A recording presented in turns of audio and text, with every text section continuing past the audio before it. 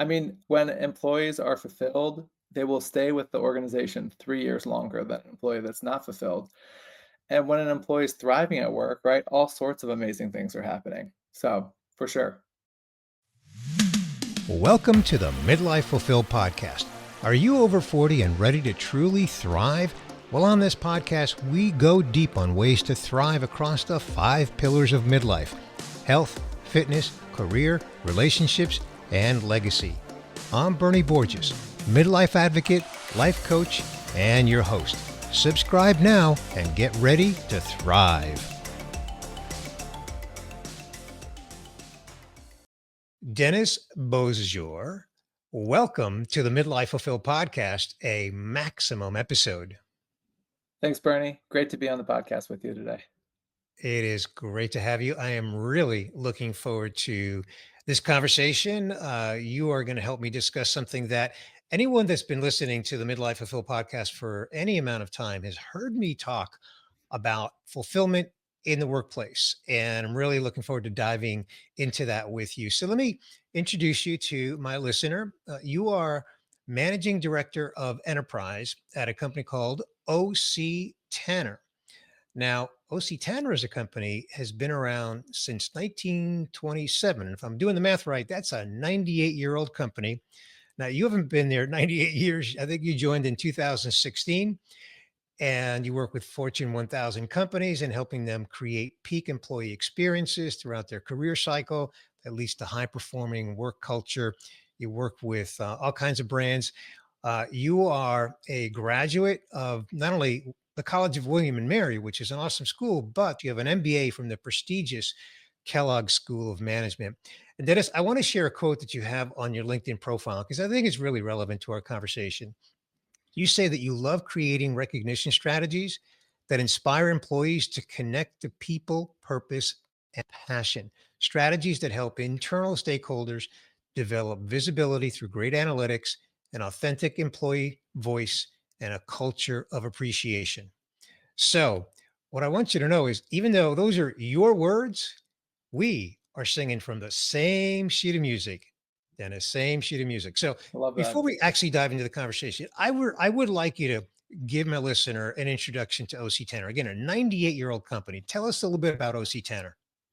Yeah, it's interesting. A 98-year-old company doesn't get to be 98 by kind of doing the same old thing year in and year out, right? There's a lot of innovation and a lot of hard work that goes into creating that culture that we have, I think that's our secret sauce, but also building new tools and going to market with whole new industries, really. And so we've been doing that probably 3 or 4 different large times over the last 8 or 9 decades. And I think lately, kind of what we have become is a recognition platform where we're really trying to encourage employees across a large enterprise to help them figure out how to say thank you at work, which should be so easy to do, right?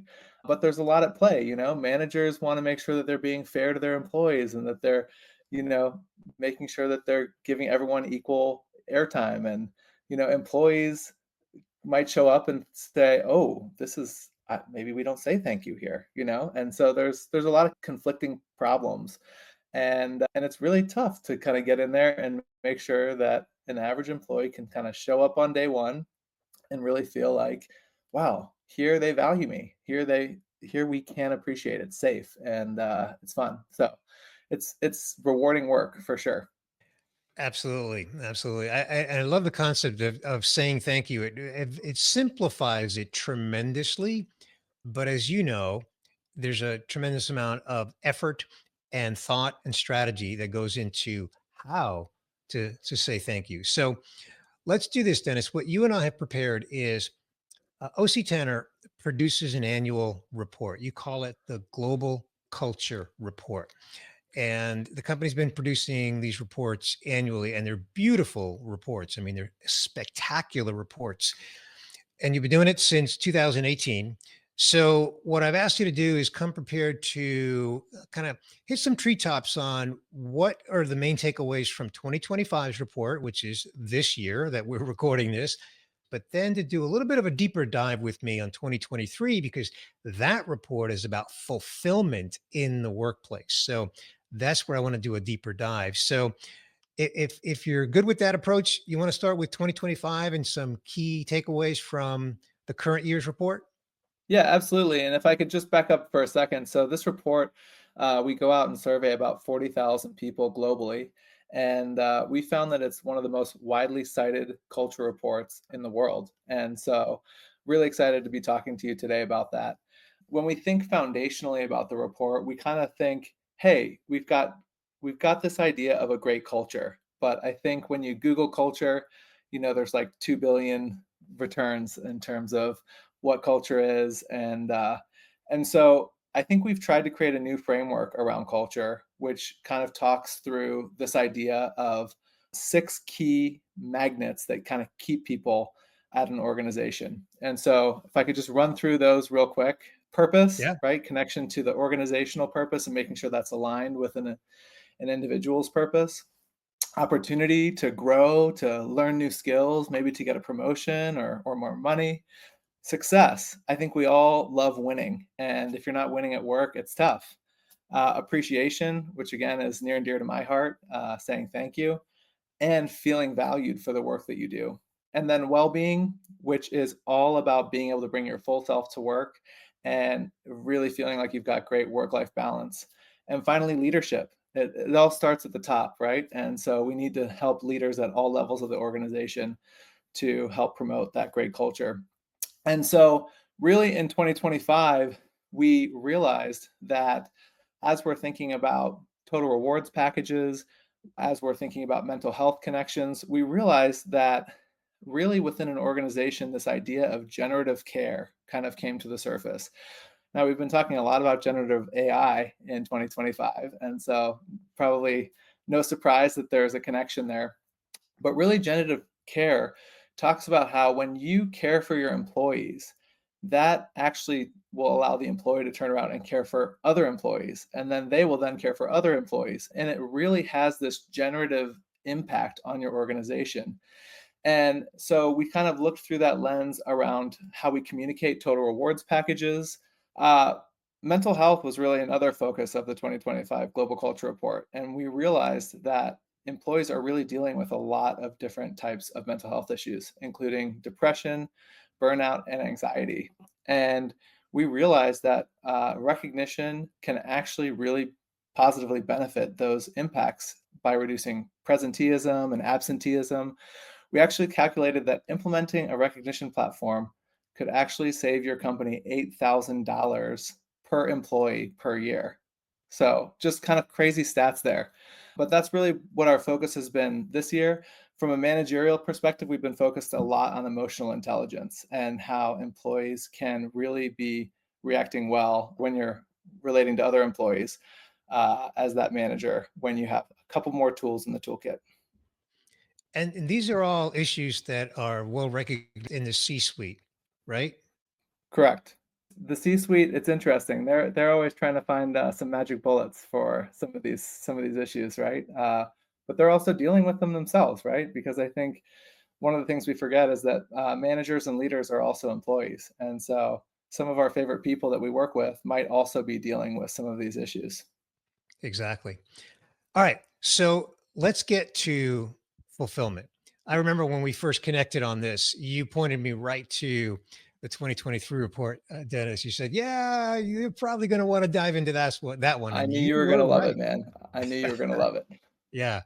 I mean, it's really it's what I'm all about, right? My fulfillment centric leadership framework is all about that. So go ahead, unpack that for us, Dennis. Sure. Yeah, I think the 2023 Global Culture Report was really focused around community. I think at the time, if you could remember, we were sort of in the midst of COVID. We were segregated. We were alone. I think people were just really feeling like their rhythms were really out of sync with how they had interacted at work in the past. And so a lot of our focus was around community and about how employees could create this workplace community when they were not necessarily in the workplace with their colleagues. And so we talked a lot about finding fulfillment and this whole idea that, we've talked about different ways to kind of zero in on how employees love working. And we've kind of beat around the bush, for lack of a better word. We've talked about employee engagement and how people can be focused on really doing what we want as the organization and being engaged and being productive. But fulfillment is really something that I think is sort of behind all of these engagement scores. And fulfillment really is this idea that you really only need a couple of different things to feel fulfilled at work. You need to feel like you have challenge or growth. You feel like you need to feel appreciated or connected. And you need to feel like you have ownership and that you're having impact.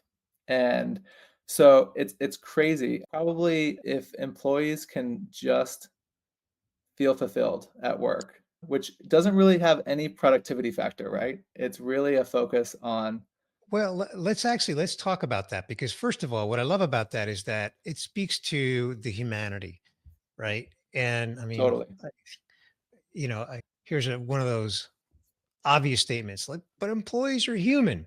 And I Yep, only say that because I think in a lot of cases that gets overlooked because of the day to day pressure to perform and the day to day workload, especially the whole, doing more with less in terms of employee headcount. So when you think about the humanity of the people, of course, when people feel valued and connected, they're not only going to enjoy their work more, they're going to give you their best work, right, Dennis? They're going yep, to actually apply themselves more. And that's where the business benefit can come in, right? Would you totally, agree? totally. Yeah, I think it's just it's coming at it backwards. It's sort of like when, as a kid, you're trying to set up a lemonade stand, uh, and this is such a silly example, but I'm thinking about my kids last summer. They decided to make it free for kids to have lemonade at their stand, and they made like $20 per customer, and it's nuts because they're thinking about doing what they love, and they want to share that love with other people that are like them, and so they wanted to make that choice. And really, at the end of the day, the benefits kind of pile on. And I'm not sure if that's a clear connection or not, but I really do feel like fulfillment really is what we're trying to get after, and engagement will follow if an employee Exactly. is fulfilled. Exactly. So one of the things that I talk about, because I have my 5 pillar approach, right? I say that we're all on the same journey in life, which is seeking fulfillment across the 5 key life pillars: health, fitness, career, relationships, and legacy. And what that really speaks to is the fact that in the workplace, we're not just seeking professional fulfillment. We want to feel connected and valued so that we can also experience and enjoy personal fulfillment, right? Totally. And when people feel both personal and professional fulfillment, then they can get to a place of thriving. And that's very prevalent in your report is the thriving factor, right? And how that connects to culture, right? Definitely. Yeah. I mean, when employees are fulfilled, they will stay with the organization 3 years longer than an employee that's not fulfilled. And when an employee is thriving at work, right, all sorts of amazing things are happening. So, for sure. And then what's the role of leadership when it comes to a fulfilled employee workforce? How does leadership play a role in that? Yeah, I think for any leaders out there, I think there's a couple of key things you want to make sure that your employees are getting at work. I think it's really important that you're supporting and encouraging balance, whether that's work-life balance, whether that's making sure that employees aren't sprinting and then burning out, but they're actually kind of running a marathon with you and they're going to be there with you for the long haul. I think it's important to create a sense of community. I know one of the organizations we work with talks a lot about creating that family feel, but it could be just giving time for your employees to network or socialize on the clock.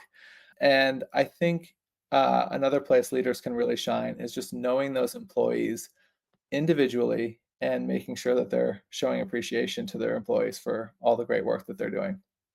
And then I think finally, just making sure that employees really are developing their skills, making sure that they are hitting their personal and professional goals and recognizing those achievements. Because I think sometimes, an employee's thinking, well, what's in it for me? And we just want to make sure as leaders that we're coming around them all around.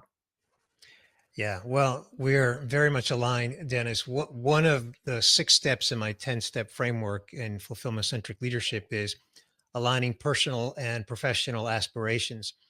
And I share a story about a leader who discovered that somebody on his team had a dream and a vision and a passion for opening a dance studio somewhere down the road. And so he actually, and not only encouraged her to do it, he helped her develop the business plan for it. It was a 3-year business plan. And she Very was cool. immensely appreciative of it. And one day she asked him, "Why are you doing this? Because when I do this, I'm going to leave." And he said, I would hope that if the roles were reversed, you would do the same for me.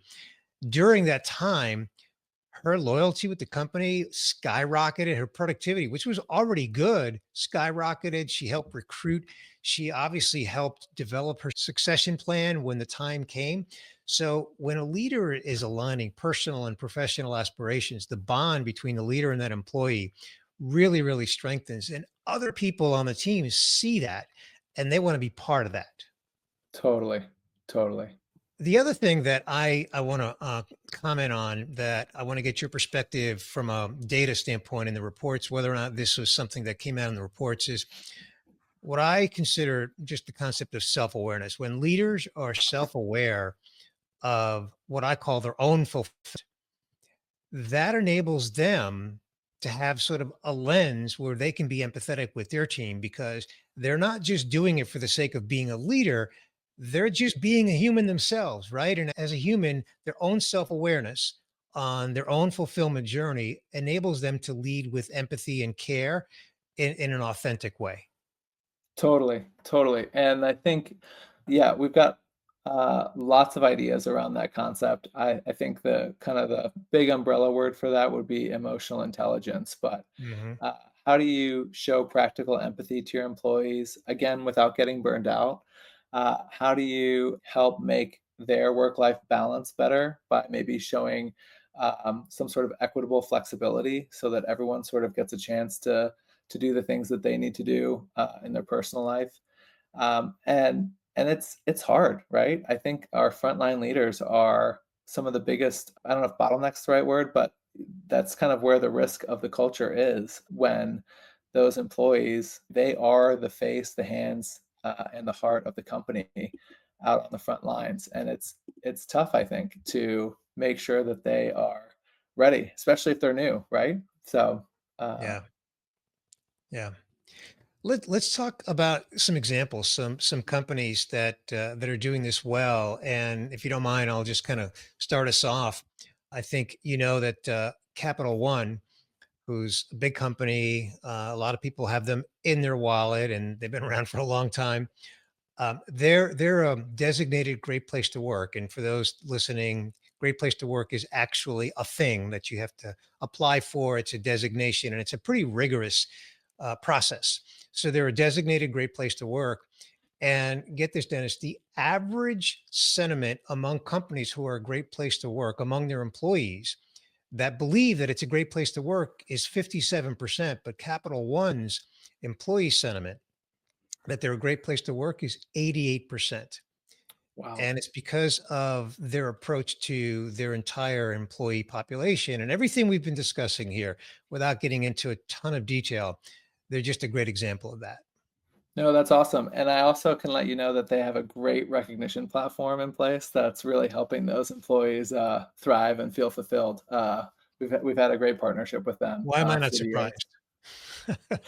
surprised? And I think there's 100, maybe Fortune 100 best companies to work for on the list, and I think there's over 30 that are clients of ours, so I think there is something there. I'm not quite sure what it is. Maybe we'll have to look at the 2026 culture report to figure that out, but no, I think, at OC Tanner, we've been on that list as well, 3 times in the last number of years, and, it's interesting because it is a tough list to get on, and I think it shows. I mean, you really got to work hard if you've ever been a part of the process. It's a pretty intense process, and you sort of have to galvanize the whole organization to make it. But we kind of did this difference maker campaign, and we really kind of talked about how every employee at OC Tanner is a difference maker. And I think that really helped connect to the purpose of what we're trying to do. And it also really helped create that culture that I think is so awesome to be a part of. Can you unpack Um, that a little bit? The difference maker campaign. Tell us a little bit more about that. yeah, yeah. We were based out of Salt Lake City, Utah, and it's fun. We'll have to invite you out there sometime, Bernie, and show you around. But people are really shocked by how happy people are, or fulfilled maybe is a better word, in the Thank workplace. you.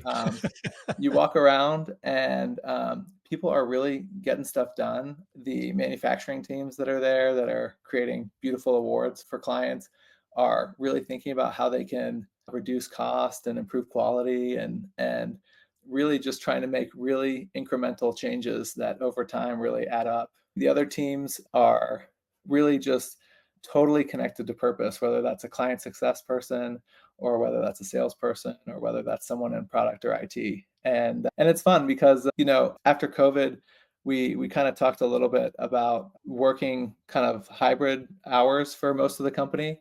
And unfortunately, manufacturing, they have to be there every day of the week. And so we appreciate those difference makers, right? They're there at the front lines. And so we actually provided free meals for those employees on Thursdays and Fridays that sort of didn't have the option to have a hybrid schedule. But I think the idea of a difference maker, just coming back to your question, Bernie, is that every single employee really does feel like they can make a difference in the organization. And whether that's part of the strategy and the strategy map and seeing where they fit in the organization and seeing what they need to do to kind of help with organizational success, it's a really powerful concept. I totally agree, and I just want to put an exclamation point on it, Dennis, because the fact that you're giving that a label, that you're really using specific words that have very intentional meaning, difference maker. And to your point, every employee feels like they can make a difference. That's huge. That is huge. It gives them a connection to the company. And I would even suggest that it's an emotional connection. And Totally. someone once said to me, and this was mind blowing because it was mind blowing in both its simplicity and its power. So I can't claim pride of authorship on this, but I'll repeat what someone shared with me, and that is that everything in our life comes down to thoughts and feelings, Mm, right? Everything is just thoughts and feelings. And so if you apply that into going to work every day, the workplace, employees have thoughts and feelings. Now, some of those thoughts are going to be thoughts about the work that they're doing, but it's not at the exclusion of feelings. mhm, And so when leadership recognizes that we need both to be working for us, not just one of them, not just the thoughts, which is the thinking that we're doing with our mind to get work done, but the feeling part as well.